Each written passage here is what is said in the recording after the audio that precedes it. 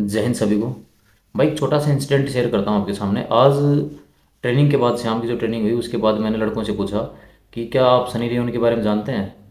तो सभी के चेहरों पर एक स्माइल आ गई। इट मीन्स वो जानते थे।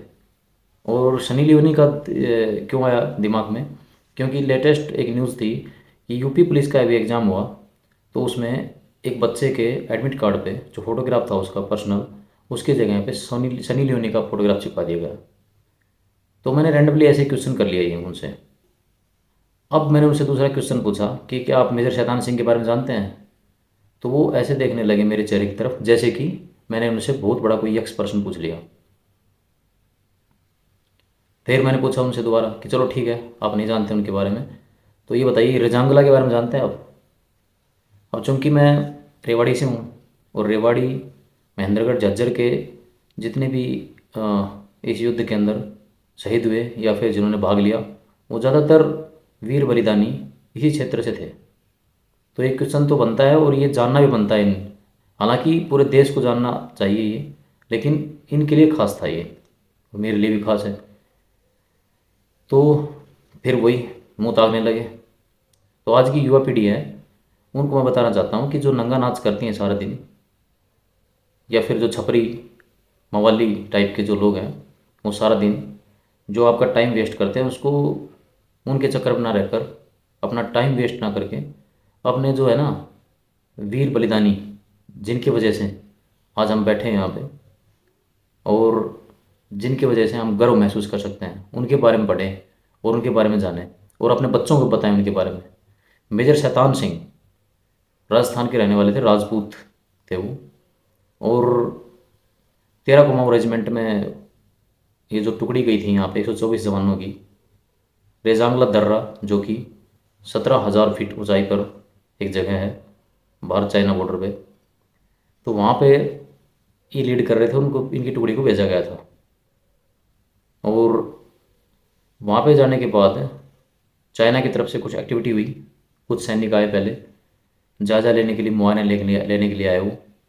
और जैसे ही अपने सैनिकों ने देखा उनको, तो इनके पास, अपने सैनिकों के हर टुकड़ी के पास एलएमजी थी, कुछ एलएमजी, कुछ मोटार, मतलब बहुत कम हथियार थे इनके पास।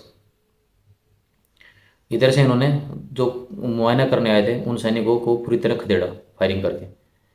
तो मेजर शैतान सिंह को पता चल गया था इस बात का कि आएंगे तो दोबारा भी, और अब की बार पूरी तैयारी के साथ आएंगे। तो उन्होंने बताया अपने जवानों को कि ये सिर्फ जांच पड़ताल थी, अब ये पूरी तैयारी के साथ आएंगे तो हमें तैयार रहना होगा। अब चॉइसेस उनके पास थी दो, या तो पीछे हट जाते, क्योंकि वहाँ पे बिल्कुल मुट्ठी भर सैनिक थे अपने 124, या फिर दुश्मन का सामना करते। विश्व युद्ध के टाइम की 303 जो गन थी वो इस्तेमाल कर रहे थे वो, और एलएमजी थी कुछ। तो चॉइसेस तो अपनी इंडियन आर्मी है ये, आपने देखा होगा। ये जो कारगिल वार हुआ तो दुश्मन कितनी ऊंचाई पे था और हम कितने नीचे थे, तो ये तो खून में है इंडियन आर्मी के। तो जवानों ने मेजर साहब को बताया कि नहीं सर, हम दुश्मन का सामना करेंगे। वार शुरू हुआ। अ, अपने जवानों ने जब जायजा लिया तो देखा कि कुछ सैनिक, जो चाइनीज सैनिक हैं, वो इधर से आ रहे हैं 800 के करीब, उधर से 1000 के करीब, उधर से और 1200-1300 के करीब, ऐसे करते हुए करीब करीब 5000 से ऊपर सैनिक थे उनके, और अपने थे 124। ये छोटी बात नहीं है, आप सोच सकते हैं। अगर उस परिवेश के में आप जाके सोचेंगे, 17,000 फीट ऊंचाई जहाँ पे सांस लेने में प्रॉब्लम होती है, पूरे हथियार नहीं, पूरे अच्छे से कपड़े नहीं, लेकिन सेना, हमारी भारतीय सेना ने फैसला किया कि हम डरेंगे नहीं, पीछे हटेंगे नहीं। वार शुरू हुआ, फायरिंग आनी शुरू हुई, उधर से मोटार गन लेके वो आ रहे थे, व्हील बैरो पे जो है मिसाइल्स लेके आ रहे थे, तोप खाने के साथ में तोप वगैरह लेके आ रहे थे। वहाँ से जब फायरिंग शुरू हुई, ये जवाबी कार्रवाई को अंजाम दिया भारतीय सेना ने। और मेजर शैतान सिंह जो बंकर बना रखे थे, वो जाके बार बार इधर से उधर दौड़ते हुए और उन जवानों की हिम्मत बढ़ा रहे थे कि शाबाश, डटे रहो, हमें पीछे नहीं हटना है। और इनको ये पता था कि पीछे से कोई अभी इतनी जल्दी एक्सपोर्ट नहीं मिलने वाली है। तो लगे हैं फायरिंग में, आमने सामने की टक्कर में। और कुछ समय बाद हथियार भी धीरे धीरे धीरे बुलेट्स हैं वो ख़त्म होती जा रही थी। तो इसी दौरान मेजर शैतान सिंह को पेट में यहाँ पे फायर लग जाता है और वो घायल हो जाते हैं। और एक जवान की नज़र जाती है उन पर और वो बोलते हैं कि आप तो घायल हो चुके हैं, आपका खून खून बह रहा है। तो फिर भी वो हिम्मत नहीं हारते, वो हाथ से दबा के अपना इधर उधर दौड़ रहे हैं, बहुत बोल रहे हैं बंकरों पे, शाबाश जवान, उठे रहो, मेरी फिक्र मत करो, लगे रहो। और फायरिंग, एक हाथ से फायरिंग में लगे हैं, ठीक है। और जवान भी वीर हईर, ज़्यादातर अहीर थे उसमें, तो वीर हईर का नारा लगाते थे और चाइनीज़ के छक्के छुड़ाने में लगे हैं। और जब ज़्यादा पास आ गई चाइनीज़ आर्मी, तो उसके बाद संगीन जो होते हैं अपने राइफल के नीचे चाकू लगे होते हैं, उनसे संगीनों से हमला कर दिया उनके ऊपर। और 1800 से ऊपर चाइनीज सैनिकों को मौत के घाट उतार दिया। फिर एक सैनिक ने ज़बरदस्ती से मेजर शैतान सिंह को अपने कंधे पर डाल के, और वो दौड़े हैं कि साहब आपको तो मैं बचाऊंगा। लेकिन थोड़ी दूर जाने के बाद वो शहीद हो गए।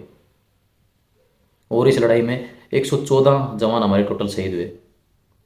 और आपको एक बहुत ही मतलब गर्व करने वाली बात बताऊं, क्या थी? एक भी सैनिक ऐसा नहीं था जिसके गोली पीठ पे लगी हो। हर सैनिक के माथे में या फिर छाती में गोली लगी थी। मतलब किसी भी सैनिक ने पीठ नहीं दिखाई, कोई सैनिक भागा नहीं, यहाँ पे गोली खाई।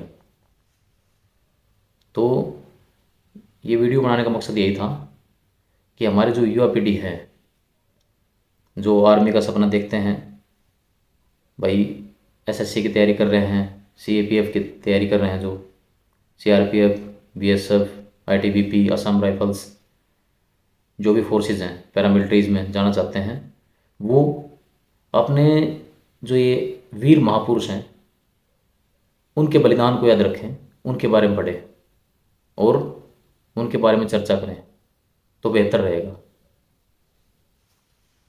जय हिंद।